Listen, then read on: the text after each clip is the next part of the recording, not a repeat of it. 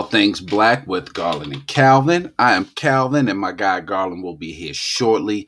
We had some technical difficulties. I don't know why the devil keeps keeping us from being great, but we're here. Garland will be here shortly. We had to start a whole new link, but we are on now, on and popping. So hopefully everybody can join us. We will see Garland shortly. In the meantime, once again, this is All Things Black with Garland and Calvin, and we will be discussing season 5, episode 7 of Queen Sugar, which aired last night. And this is called June 1, 2020. So once you get here, we'll discover that. We'll discuss that. I thought it was a pretty good show. Just fell in line with everything. And of course, the dates are everything. In the meantime, while we're waiting, we will be doing a music battle soon. I mean, it's about time. Garland has been ducking me. He's been ducking me with that championship belt that he doesn't want to give up. So, wait a minute. Speak of the devil, he might be right here now. Garland. Somebody was saying, I was introducing everybody, and somebody was saying that you had been ducking people for the championship belt and stuff like that. I don't even know where that came from. So, but anyway, ain't nobody said that about their champ. Ain't nobody said that about their champ. Hey, Nobody's man, speaking bad about the champ. I told the people that Lil Nas X and his little Satan shoes have keeping us from being great a little earlier. So now, we here trying. Wait a minute. Yeah, he has Satan's blood. Wait a minute. So when I was in college back in the early '80s, mid '80s, Ric Flair. When I was in Virginia, we just got the WCW.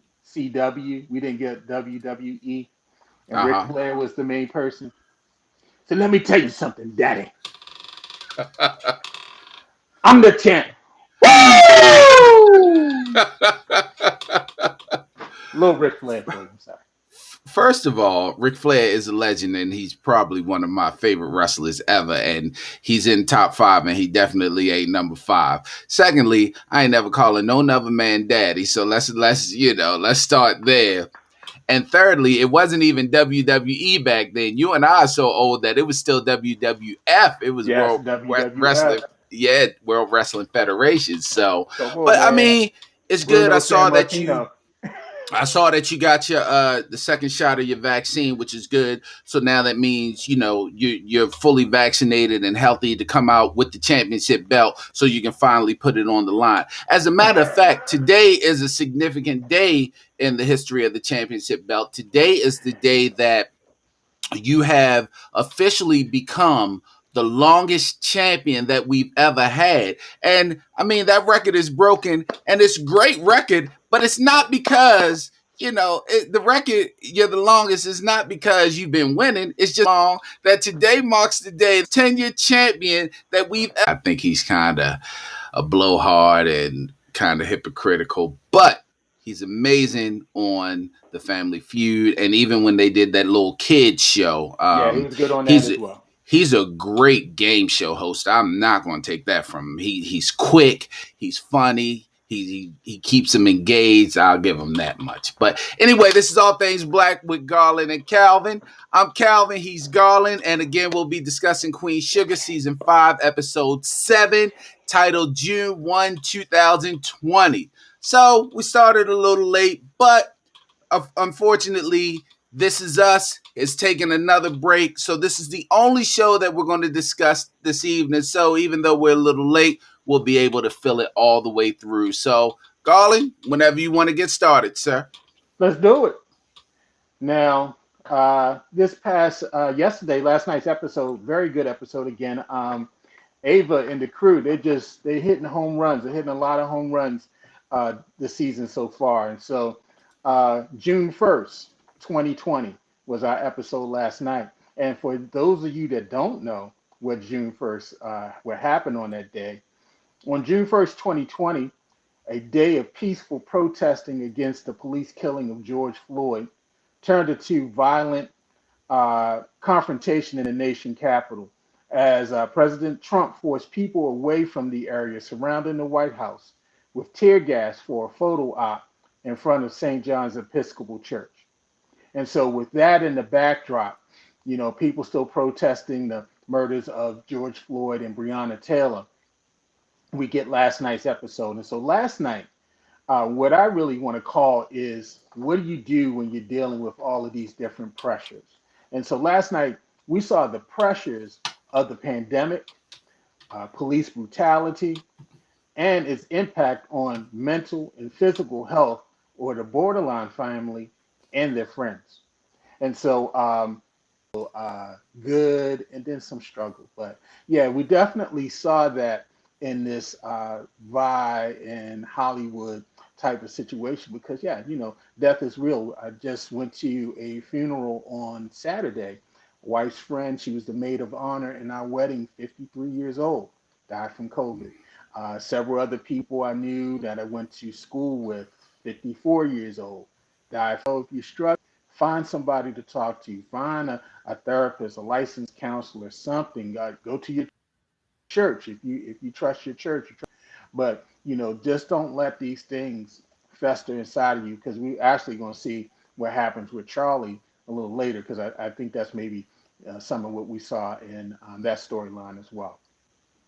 And so Micah, he tells his mother that he's going to Minneapolis. Excuse me, I can never say Minneapolis to protest. Minneapolis. And yeah, thank you, Minneapolis. And so he asks Charlie for her support, which she gives, and but it's not without apprehension. And so we see this growth of Micah from just this like skinny gnat. Now he getting, his little bird chest is getting a little built up with, being a protester and everything. And so this is major for Micah because he's showing some independence and all. And so you've seen this character to develop the last couple seasons. You proud of Micah, this step that this character has taken?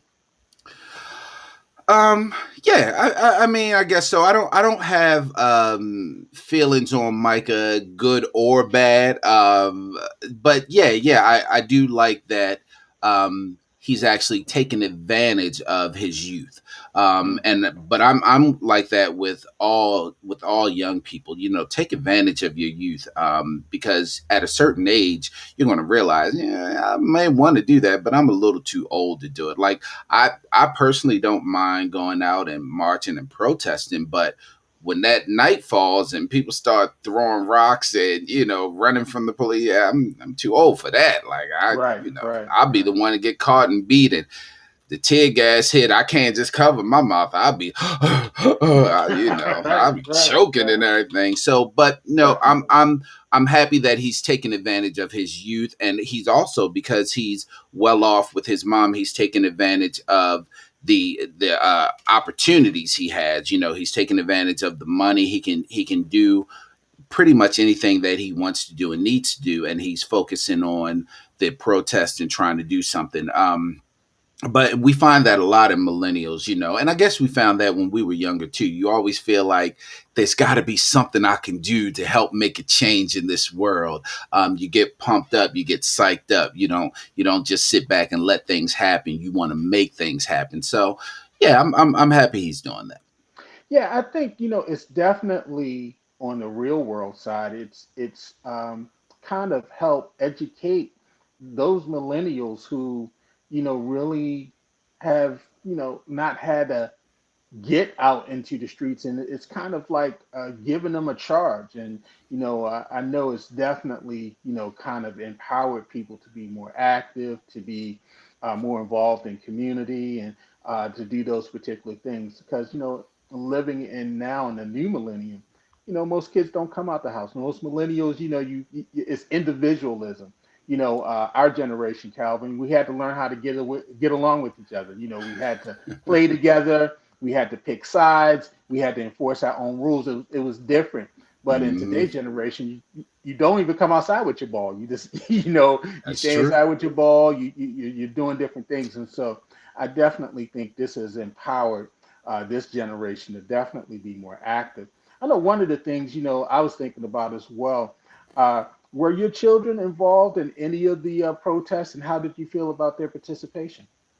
No, not actually out there physically. My kids are a lot focused on they they've been out on their own, with the exception of my son, who is just getting out on his own. A lot of Sure. my kids are out on their own, paying their own bills. So, their focus was on, I got to make sure my bills are still paid. Right. Now, Right. they definitely support it all, but they actually didn't have boots on the ground in any specific area. Now, if Hmm. there was something little that they may have attended, I probably don't know about that, but nothing major where they were going to like DC or downtown part of those protests. Sure. Yeah, both my daughters, they had a protest out here where we live, and they went and participated in that. But I remember when Freddie Gray was murdered, and we start having those protests. My oldest was maybe a sophomore in college at Bowie State, and she called me one day and was saying, Dad, I'm coming up to Baltimore with a couple friends, and we're going to meet over at Cloverdale, which is a park that's a basketball court that's Hmm. across from Drew Hill Park, and that we're going to get with these churches, and they're going to do some community outreach and cleaning, and we're going to march down Drew Hill Avenue to North Avenue. And I was like, wow, that's great. But I definitely was nervous because, helicopters is in the sky. Police was out. That thing got pretty violent. And so I know I was proud of her, and that this was something that she felt she needed to do for herself. But I did have a little apprehension at first because I was like, wow, I've been watching the news and I've been seeing what's been happening, and so um, luckily, well, not luckily, but unfortunately, she was fine and nothing happened. It was a great experience for her, but it kind of made me feel like maybe how parents felt in the 60s and 70s when their children were going to protest, and the stakes were higher and people were actually being murdered and maimed and things like that. And so you know uh, definitely seeing the younger generation step up is something major. Yeah, I tell people a lot. It is funny you mentioned that. I tell people a lot. When we see videos of police stopping people, and we're always like, "No, we got rights. You need to stand up for your rights." I would have told them that. I would have told them that. It's a whole lot different story when it's your own kid, because the Oh conversations yeah. that you're having with your own children are, if you get pulled over, do exactly what they say. It doesn't matter. Call us. We'll figure it out later, because you just want them to be safe and come home. But when you're watching it, you get so angry. You're just like, no, they need to stand up. That's not right. I wouldn't have done that. I wouldn't have done. But again, when it's your own, it's a totally different story. You have a totally different message. So yeah, you're right. You watch it and you're part of it, but when your own children are there, you're kind of like, oh, please be safe. Right. Don't be a part of that. Run away from that part. Just Right. go to where they're just standing there yelling and holding up signs. Right. Yeah, I mean, I left work and even drove over to Cloverdale to meet her. Like, all right, just I'm giving her instructions. Be safe. Don't go in. Do this, that, the other, Mhm. and all. Because yeah, as wise like five helicopters in the sky. It's like, yeah, this is definitely different. Definitely different. Now, Nova, she's planning a youth march, or she was planning a youth march in St. Joe's, but the plans were canceled because the permits were not approved. And so, although the march did not happen as planned, she goes ahead and she leaves and she travels with Calvin. We don't see Calvin in this episode, I think, probably because of COVID stuff. And so, she travels with Calvin to take his daughter, Courtney, back to college. And so, during the trip, Courtney shares that she has been impacted by Floyd's death and the social justice movement that's kind of still arising as a result of that. And she wants to know how she can be a good ally, which Nova shares with her some things that she could do. You know, if we had it, maybe we do have some, white fans that watch this, or uh, what do you think makes a good ally? Um, you know, for me, being an ally means you just have to be genuine. Words are one thing, and it's not necessarily action. It's a lot of empathy, it's a lot of understanding, it's a lot of listening. It's a lot of, when it's time to talk about this, when you're in your spaces with your own people and your families, it's about defending your position. Like, don't, when you're talking to me, don't talk about how Black Lives Matter. But when you're with your family and they're hollering, well, what about Chicago? You're kind of saying, yeah, yeah, Chicago, they're killing each other. So maybe they should concentrate on that first. Like, if you're going to be an ally, you have to be an ally. Um, we're not checking up on you, but you just have to be an ally. Now, it's really difficult now to discern who's really honest with it and who's not, because Sure. the trend is towards Black people and Black Lives Matter.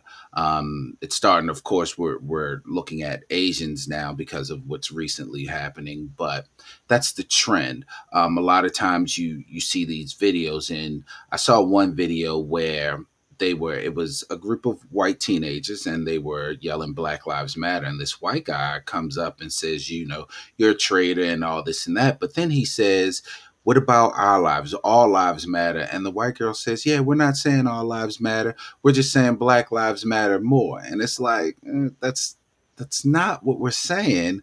Right. So if you're going to be an ally, you have to be educated also. And also allyship. Right now, we're just talking about allyship with white people and Black people, but allyship goes 360. We also need to be allies to Asians. Right now, Yeah. we also need Sure. to be allies to those white people that are not part of any type of really, really right wing conservative movement that we deem is racist. And when I say allies to them, like, we have to listen to them. We got to try to understand them, and we can't just judge them by what they may not know. We need to try to educate them, but they need to take that education and use it in their own communities also. Definitely. Let's be allies to the human race. I think one of the things, and maybe in that dialogue between Nova and Courtney, this happened, but for me, an ally should just follow my lead, respect my viewpoint and how, what I do, and you support that. That's a good ally. Because if I'm living through it, I know what the experience is. I don't need you to come in to think that you're an expert or you can throw money at an issue. If you're coming in to be sincere, you have to follow my lead. When in one of my past lives, I was a community organizer, and as a community organizer, we use this technique called um, asset-based community development. It was a tool that really believed that communities have strengths. You really have to follow them. And as an organizer, you can't come in as an expert. You have to identify those natural leaders in the community and you follow them. You support them. That's what being an ally is. There are already natural leaders. We need to support those people who are doing the work and, continue to push them forward. And so I thought that was a great point. I thought it was a great message. And I think that's a messaging that I'm seeing in these episodes as they're going through this, particularly as they've gotten into the George Floyd piece of it, and not so much pandemic, but that there's a responsibility for people also who are not black. We need everyone to help this issue become stronger, and I'm seeing that in every episode, which is good. I think it's balanced. And we may have been wrong. I think everyone, definitely you and I, but everyone, when Courtney first came on, we were all like, I don't trust her. There's Right, something right. about her, and she hasn't done anything yet out of pocket. She's just been really curious. She's made some mistakes along the way, like calling James Baldwin Jimmy B the other week, and Right. Like, who is yeah. Jimmy B? Like, we don't even say that. Like, we don't nickname everybody. Like, Right, everybody doesn't get a nickname. Like, he's James Baldwin. right. And Nova had to check on that. So, but other than something like that, she seems to have been genuine in her pursuit to be an ally and her pursuit to learn and understand and be part of the movement. So we could have been wrong. We still have some episodes to see, Yeah. but she's back She in might school get now. catty. So yeah, we'll Right. see what happens. Yeah, because we were thinking like her and Michael was gonna hook up, but it doesn't look like it's gonna Yeah, be it any doesn't more. look like it. Doesn't look No more like chocolate. Well, that'd have been vanilla on vanilla, and so it's not gonna be any more Mocha swirls. All right. Now we get to one of the most intense moments that I think happened in the episode last night. Now, although the march has been canceled, Ralph Angel, Darla, and Blue, they decided to go outside on their property with signs and share how they felt or how they feel about, George Floyd and Breonna Taylor. And so they were staging their own protests at home. So, of course, the police show up. And we have a very intense interaction between Ralph Angel and the police, which ends with the officer leaving for another call, and Ralph Angel in blue clearly shaking. And so, one of the things, and it is interesting, Calvin. I've been catching bits and pieces of the George Floyd trial, and I was watching a little bit of it before I got on the broadcast tonight. And one of the things that one of the experts on the panel was saying after court recess for the day was that we're seeing a epidemic of over policing.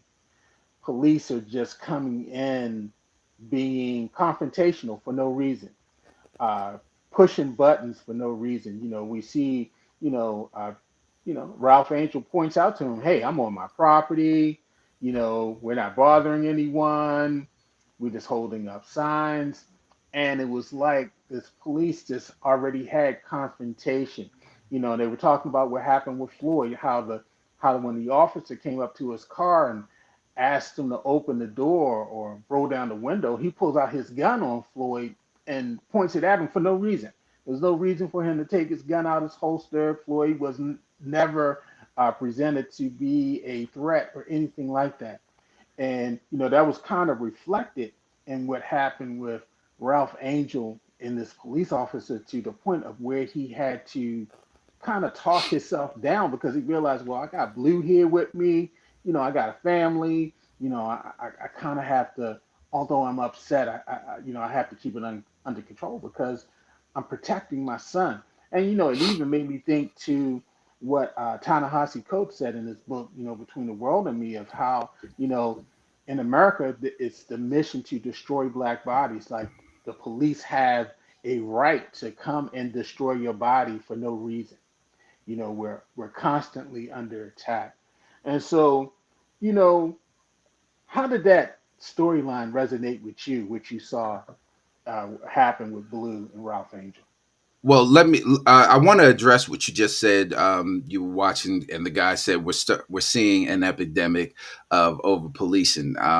First of all, shout out to Martin O'Malley, Baltimore over policing. Yeah, But you, we're not seeing an epidemic of over policing. The epidemic of over policing is finally being exposed because it's this is always been something over that's policing. been Yeah, going on in black sure. communities forever. I agree with that. Um, I will give you, I like to laugh and joke. And some years ago, I was with my youngest daughter, and at the time she was probably like 3 or 4, and we went in 7-Eleven, and she's like a kid yelling, wanting some candy, and all. So she's running to the candy aisle, and there's a couple police officers in there. And she notices them. She just says, "Police, police," and whatever. Nothing, no big deal. So it's one of them is a female cop, a black female cop, and she had some chocolate cherries in her hand or something. And as I walked over to my daughter to get, help her get candy and walk by the police, I was like, ugh, well, we don't like chocolate cherries.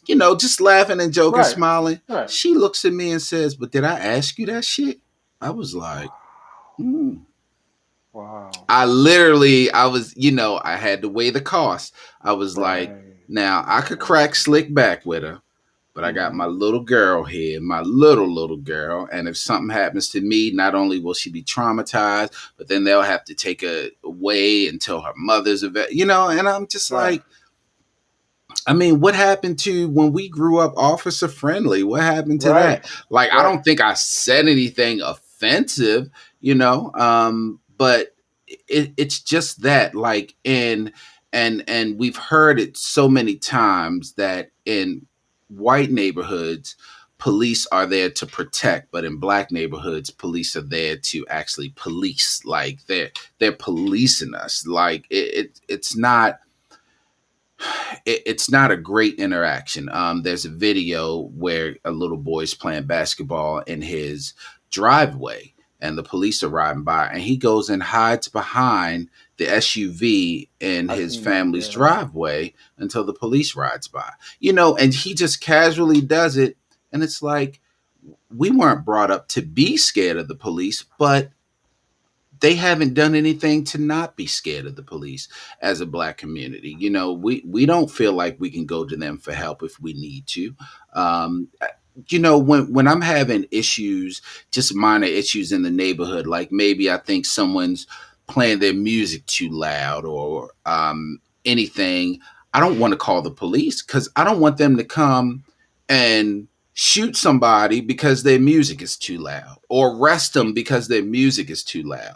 You know, I want to be able to call them and have them come out and say, hey, your music's too loud. Please cut it down. But I don't feel like they would do that. Right. You can't do that nowadays because that person might end up dead. Just like the Exactly. young man that testified today, that was the cashier in the store when Floyd came in to buy. He said, I wish that I just did not call the police. He said, I wasn't going to call them initially when I was feeling that the money he gave me was counterfeit. I was just going to go ahead and pay it out of my own money. He said, and I really wish I had not made that call because making that call ended that man's life. And so, yeah, we're definitely in the midst of, well, no, we're not in the midst. We've been living with it. This is how it's always been. Like you said, we're not shocked. We've been living with this forever. Our grandfathers, our grandparents dealt with this. Our parents dealt with this. Even our great grandparents dealt with it. And now, our generation and the generations that are coming after us are still dealing with it. And so, yeah, one of the things that also was impactful that I saw was, this impact that it's going to have on blue. You know, when you are young and you're naive and you have this, this officer friendly mentality of police, that police are there to protect and serve, and then to have a incident where you feel like, man, my dad could have died or the police would have hurt me, that's definitely major on the psyche of a child. Definitely, definitely. Definitely, definitely. So, yeah, it was some point I was like, man, I just don't let Ralph Angel go off too much because, this officer was really trying Yeah, to he was push trying. that button. He was He, trying, and, he you know, Looked at Dollar's ass and was like, right. I was Mm. like, oh, Oh, bruh, oh, you see, you know the black man was bruh, about to come out like, whoa, bruh. what? Even Mm. I was sitting there like, he got to get Uh, slapped for that one. Like, right. what the fuck? What are you Right. doing? Like, Yeah, Ralph really? Angel like, whoa, what? Ralph Angel had to, and that's one of them cases where they, how we've always learned, turn the other cheek. It's better to walk away. It makes you more of a Right. man. No, that's a case where it literally makes you a man to have to suck that up, and weigh the cost and suck that one up. Because Ralph Angel also realized that he's a former felon, and if anything else happens to him, he could lose everything. Um, Definitely. and he Definitely. can't afford to do that. Definitely. All right. And then finally, Charlie, she's feeling a lot of pressure, work, family, community. And as a result, she's having these pains in her body. As she's on the phone talking about a loophole that Micah found that could stop the construction of the highway that is potentially being planned through St. Joe's, she has a full blown panic attack, which I think is a panic attack. And she can't reach her brother and sister, and so she calls Davis for help. Is Davis playing with the New Orleans Pelicans? Oh, he's retired. Davis is retired, right? I think they brought him on, but I think he that was his like last stop. But I think he's retired or Right. Like on his where way Davis to at? like Because yeah, I thought he's he was in kind of L.A. no. I remember when they Right. traded for him. Right. But I think he's just, and I think he did that to be with her, but he's at the end of his career. So if he's Right. still Right. playing, he's Karl Okay. Malone in it with the Lakers trying to get Oh, that okay. championship. Okay. Okay. Yeah. So, what's going to happen with our girl Charlie? Charlie is usually the rock, man. And so to see this, happen and stuff, what's your impressions of this? Well, I actually think she's coming down with COVID. I don't think she's I having a thought that panic at attack. first, Calvin. I was a Yeah, little scared. I'm like, is she having COVID symptoms? But I I don't think think it's COVID. she's well, and let's think about her history. Charlie doesn't panic now. I will give her that. Charlie faces Right. these challenges, and she doesn't panic. If anything, with this phone call, she would have been celebratory because she's found the loophole to stop them from moving forward while this is going on. I think she's coming down with COVID. Now, my only issue with Charlie last night, because whether it's a panic attack, whether you're sick, whatever it could be, they don't have 911. Right, that's what I'm saying. You Maybe she ain't want to go to the hospital because at this point in time, people going in and they're not coming back out. I don't know, but that's what yeah, I'm thinking but too. Like, okay, your sister out of town, your brother busy. Call 911. You ain't. Did you think about calling Vi? Call 911. call now. Like your phone doesn't Someone dial please that. call 911. Please, Ch- Ch- Charlie Bordelon was being real stupid, right? They're like, Yeah. Come I'm on, like, Charlie. so what? 911 isn't working in your parish? Like, what? Right. Are they unavailable right now? What's going on? So Like, you think if you drinking that glass of water is going to like miraculously save your body? I understand you want to hydrate, but girl, call 911. call 911. Like, this isn't anything to play with. And even if it is a panic attack, knowing that COVID is going around, you still always want to be safe rather than sorry. So you call Definitely. 911 initially. Then you look and see who else you can call. If and even if initially you want to call family, once they're unavailable or you feel like they're unavailable because she felt like Vi would be unavailable. If you feel like they're unavailable, you call 911, then you circle back around the family. I don't understand why 911 wasn't an option, but I Right. think she has COVID. You think it's a panic attack? Either I think way, it's a panic attack. she's in a bad way. So we'll Right. see what happens. You know. We're gonna see. We're gonna see. Hopefully, let's see. Let's see what happens. Let's see what happens, man. I hope she don't have COVID. I like Charlie. I love that character, but yeah, I mean, COVID's not it's not a death sentence for everyone, but Not death yeah, sentence. yeah, it's not a And death sentence. she got Davis coming. You know, Davis been trying to get back next to that for a Right, while anyway. So he right, happy to be the hero. He gonna be happy to be a hero right. next week. I think in the Davis gonna previews be they on show him busting the breaking the window open, and window. we going up in there. Charlie, what's up, girl? He going in there to shoot his shot. He was like, nigga, I Right. might be retired, but I'm an NBA. Let me shoot He my like, shot with my ex. let me give you mouth to mouth. First of all, I'm gonna need you never to do that again. I'm sorry, Let me man. let the people know. Garland, let me That was type for this. my that was for the Never female do that followers of all again. things black. My ashy tongue. Please forgive me. Yeah, Uh, God, never don't, bro. Don't ever do that again. It's funny though. We had two people watching until you did that. Now it's up to six. So right. now this is so now this is like all things OnlyFans with Garland and Calvin. So now we running an OnlyFans page up in here. Mm. Oh my. We won't be doing that, man. Oh We will my. not be doing that. Hey, Yeah, man, yo. it was a great episode last night. It falls in line right with all the other episodes. I really like that. I was looking to see how many more episodes there were, but hopefully, This will come back. This is us will come back. Someone actually asked me. They said, "I know you all aren't doing Snowfall, but if y'all can just do like an end of season recap at some point, and that might be something we can do because Yeah, Snowfall is an absolutely amazing show. So it we is. might be able to do that. But It is. in the meantime, we'll definitely be back next week with Queen Sugar. And this is us coming back. I know you were keeping up with the schedule. Is it coming back Yeah, next yeah. week? It'll be back next week.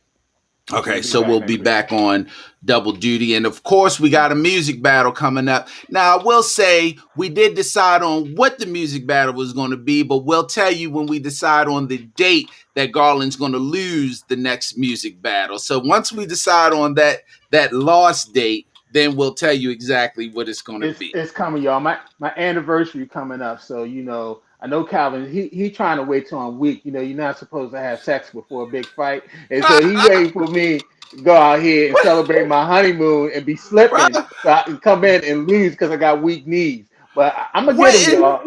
what is going on with these sexual overtones in this week's broadcast? This is really an OnlyFans broadcast. What is going on? I'm sorry. I'm sorry. Paula, get your husband. Get your husband, Paula. Oh God. Hey Yeah, man, y'all. again, great show. And everybody, we thank you for joining us. This is All Things Black with Garland and Calvin. I'm Calvin. He is Garland. We will see you next week, and we will be doing Queen Sugar and This Is Us, and we will let you know the dates of the date of the next music battle and all. So thank you Most everyone for definitely. joining us. Stay safe out here. The weather is starting to break, so enjoy yourself. But again, still stay safe. Get the vaccination. If you don't want to get the vaccination, continue to wear your mask. Even if you do get it, continue to wear your mask. Continue to social distance until this is over because we don't want anyone else getting sick. Most All definitely. right, man. Hey, great episode, great show. I will chat with you later, man. The champ is here. Good night, everybody. Good